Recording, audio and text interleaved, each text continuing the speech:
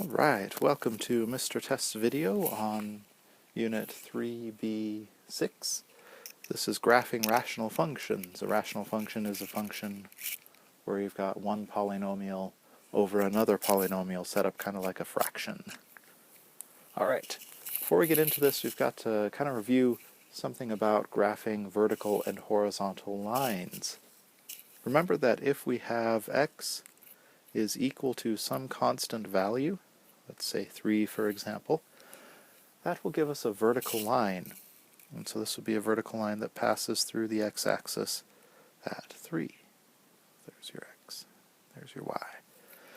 And if we have y is equal to some constant value, so y is equal to, well, let's say 3 again, it's a good number.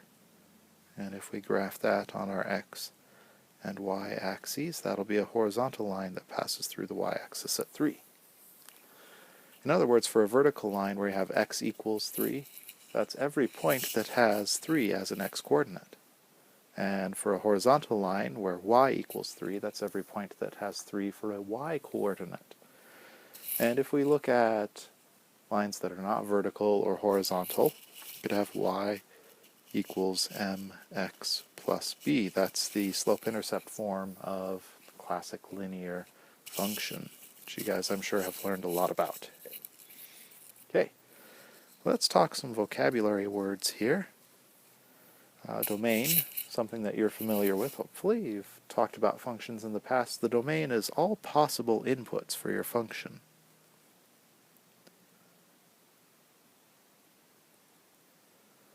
That is, all possible values that x could be in your function. So if you've got f of x, the domain is anything that you can plug in for x.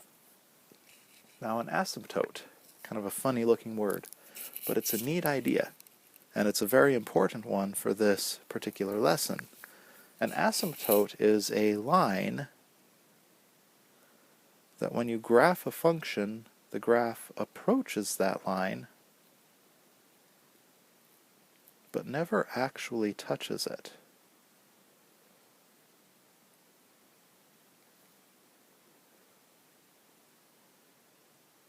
And we'll see lots of examples of this.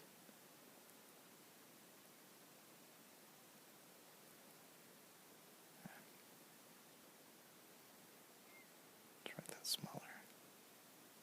There we go. So an asymptote is a line that the graph of your function approaches but doesn't actually touch. Discontinuity, an asymptote is an example of a discontinuity, kind of an extreme example, but there you have it. So you can also have less extreme examples, such as points that are simply omitted from your graph. And those are what we call removable discontinuities. But a discontinuity is a gap in your graph.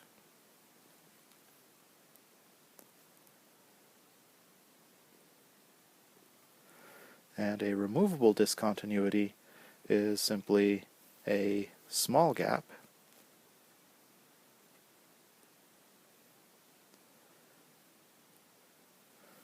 just a single point left out.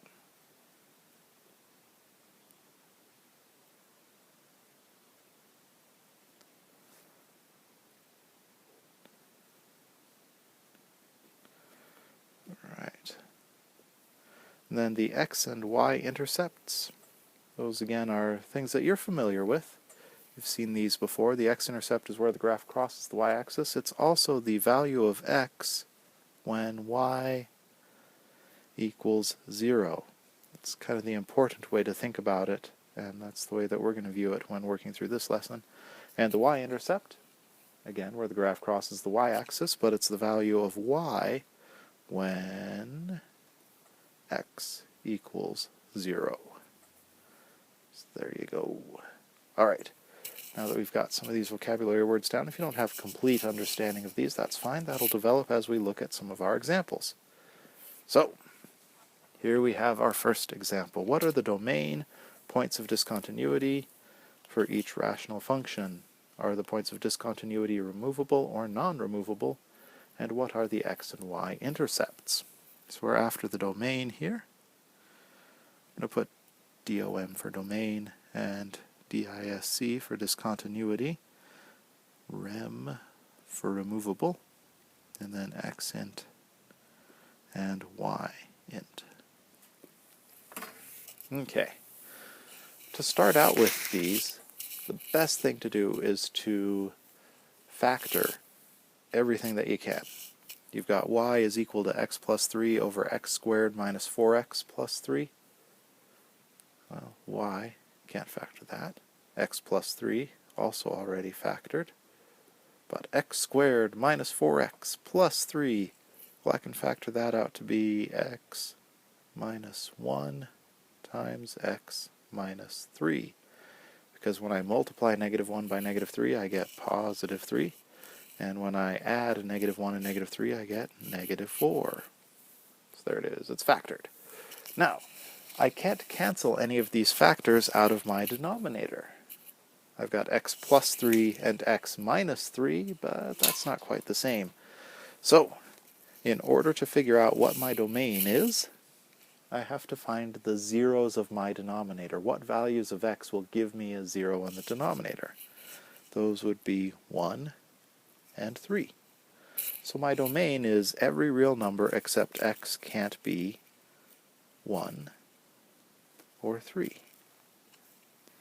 And to go along with that, the points of discontinuity are going to occur at x equals 1 and x equals 3. So that's where the gaps in my graph are going to be. Now what type of gap I'm going to have is determined by whether the point is removable or not. And a point that's removable, a point of discontinuity that's removable, is one where I was able to cancel out that factor. I didn't cancel any factors here, so neither of my points of discontinuity are removable. If you have more than one point of discontinuity, you have to check whether each one is removable or not. So I am going to have two vertical asymptotes for this particular function. A vertical asymptote at x equals 1, and a vertical asymptote at x equals 3. And then I have to check for my x-intercept and y-intercept. The x-intercept is generally pretty easy to find. It's the 0 of your numerator. So points of discontinuity occur at the zeros of your denominator. X-intercepts occur at the 0 of your numerator. Because if I have 0 in the numerator, that makes y equals 0, and there's your definition of an x-intercept. In this case, it's going to be x equals negative 3. And the y-intercept, well, let's not write it that way. Let's actually write it as a point as an ordered pair. So that would be negative 3, 0. That's a comma, by the way. So negative 3, 0. Then, for the y-intercepts, I just have to plug a 0 in for x. So I have my 0 here, and it's going to go there, and all the way over here. So there we've got 0 plus 3, that's 3. 0 minus 1, that's negative 1. 0 minus 3, that's negative 3. Then in the denominator we've got negative 1 times negative 3, which is positive 3. And 3 over 3 gives me a y-intercept of 1. So 0, 1. There we go. I found my domain. It's all real numbers except for 1 and 3. I found my points of discontinuity at 1 and 3. And those would be vertical asymptotes because neither of those points of discontinuity are removable. And then my x-intercept occurs at negative 3, 0, and my y-intercept occurs at 0, 1. Cool. Let's try this problem here. And we'll run through this one a little more quickly. So we've got domain, discontinuity, removable, then x-intercept, and y-intercept. All right, y equals, got a factor. So we've got x squared minus 3x minus 4. I'm thinking that this is going to be, what have we got here? We want to multiply to get negative 4 and add to get negative 3. So let's go with x minus 4 times x plus 1. There we go. And that's all over x minus 4. Try that a little better. x minus 4. And looky there, I got some stuff I can cancel. X minus 4 cancels x minus 4. And so, my domain is all real numbers except x can't be 4. Even though I canceled it out, it still excludes 4 from my domain. And I have a discontinuity at x equals 4. But that discontinuity was removable. So that means that instead of having a vertical asymptote in this graph, I'm going to have a little gap, just a little point that's missing from the curve.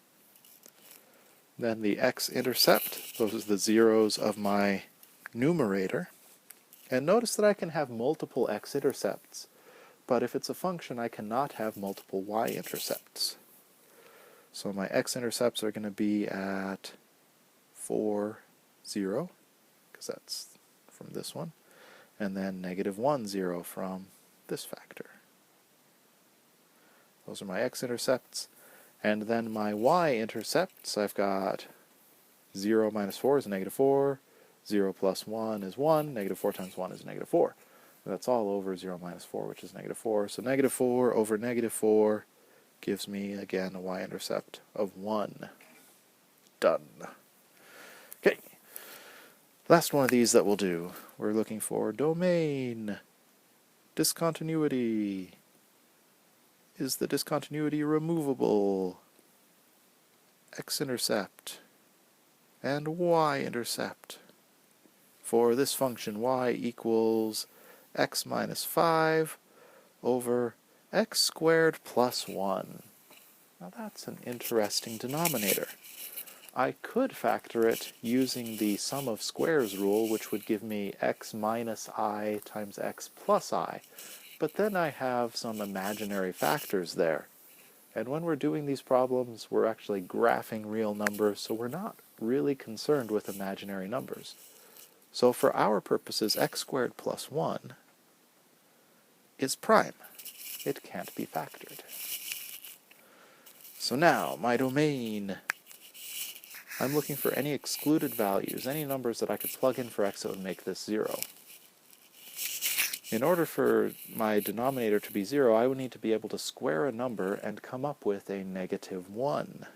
Since there is no number that I can square and get negative 1, well, I dare say that my domain is all real numbers with no excluded values. That funny-looking symbol, the R with 2 stems, that's what we use to stand for all real numbers. And since I have no excluded values, there's no discontinuity. Since there's no discontinuity, I don't have to worry about whether it's removable or not. And there you have it. Now the x-intercept. That's the 0 of my numerator, so that would be at the point 5, 0. And the y-intercept, what I get when I plug 0 in for x. 0 minus 5 is negative 5, 0 squared plus 1 is 1, negative 5 over 1 is negative 5. There you go. So we've talked about vertical asymptotes. They occur when you have a non-removable discontinuity in your denominator. Horizontal asymptotes work a little bit differently. And to find horizontal asymptotes, you have to compare the degree of the numerator to the degree of the denominator. Degree, if you'll recall, is the largest exponent on a variable in your function.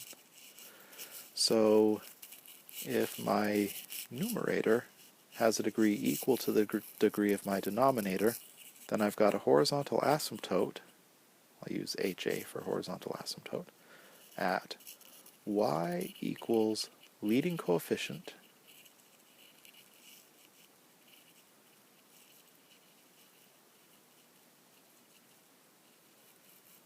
over leading coefficient. And we'll see some examples of this in a moment. So it'll make a little more sense. This is just to kind of prepare us.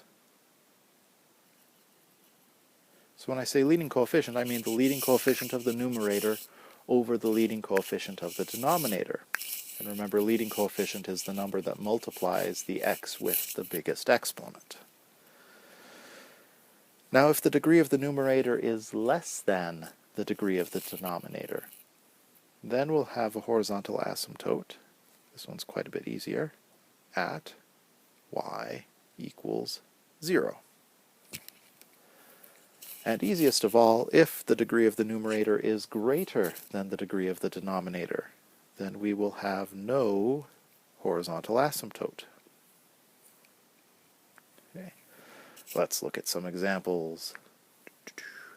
What's the horizontal asymptote for the rational function y equals x minus 2 over x squared minus 2x minus 3?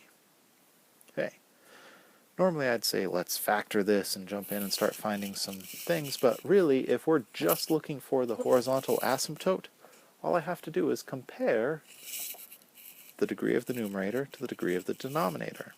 Here I've got x to the first power in the numerator and x to the second power in the denominator. So that means that I've got a first degree over a second degree. So the degree of my numerator is less than the degree of my denominator, and that means that my horizontal asymptote is going to be at y equals 0. Easy peasy.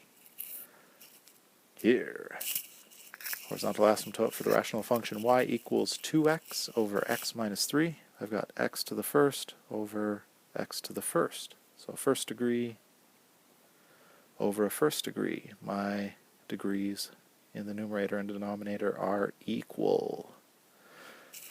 This is where it gets just a tiny bit tricky, but my leading coefficient in the numerator is 2, and my leading coefficient in the denominator is 1. So I've got a horizontal asymptote at y equals 2 over 1, or just plain 2. Last example here, what's the horizontal asymptote for the rational function x squared over 2x minus 5? Well now, I've got a second degree in the numerator, because I've got x squared. And then I've got a first degree in the denominator, because it's 2x to the first. Squiggle. There we go, 2x to the first. So first degree. That means that the degree of my numerator is greater than the degree of my denominator, so I don't have to worry about horizontal asymptotes because there are none. There we go. Now let's put all of these steps together and actually try graphing a rational function. In order to accomplish this, we first have to find our vertical asymptotes, then find our horizontal asymptotes, then find our x-intercepts, and find our y-intercepts. And that will tell us where everything goes. So, here's a function. Oop, I forgot to erase it from before. There we go. Okay, y equals x squared plus x minus 12 all over x squared minus 4. So again, a good first step for any of these is simply to factor everything that you can. So I'm going to rewrite this function in factored form. I have to write small to fit in here. Y equals x squared plus x minus 12. I'm thinking that's x plus 4. Whoa. X plus 4 times x minus 3 all over x squared minus 4. That's a difference of squares, so we'll have x minus 2 times x plus 2. Alright, nothing can cancel. So I've got vertical asymptotes at x equals negative 2 from the x plus 2. Usually draw asymptotes as dotted lines. Then I've got another vertical asymptote at x equals positive 2. Then I've got a horizontal asymptote.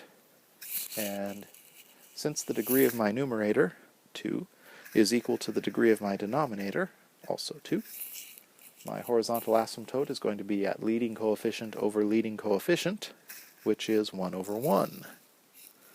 do this real quick. Vertical asymptotes at x equals -2, 2. Horizontal asymptote at y equals 1 over 1, which is just plain 1. So I draw in my horizontal asymptote here. Then I find my x and y intercepts.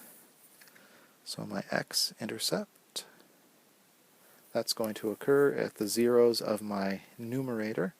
So I'll have 1 at -4 here. Fill that in. And I'll have another at +3.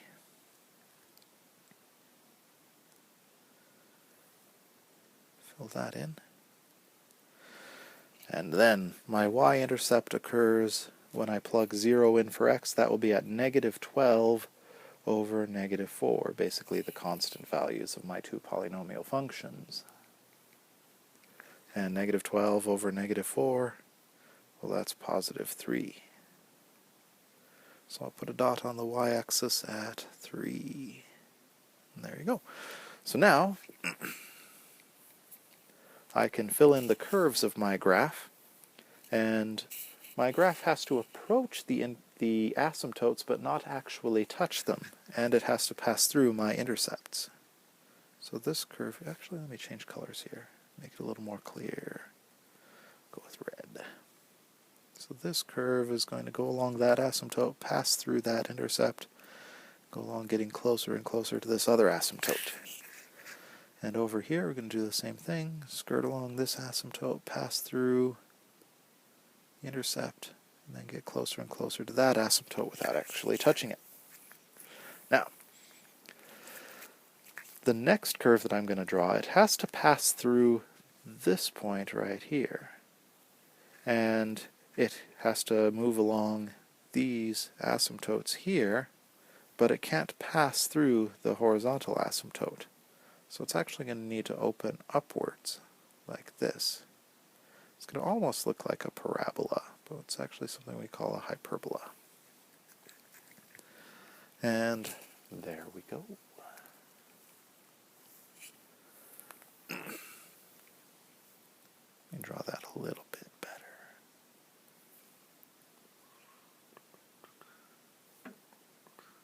Pretend that it's actually passing through the y-intercept point there. But there you have it. That's what that graph is going to look like. Kind of interesting. And there we've done our graphing rational functions. Make sure to do your online homework, get some practice in, and be ready.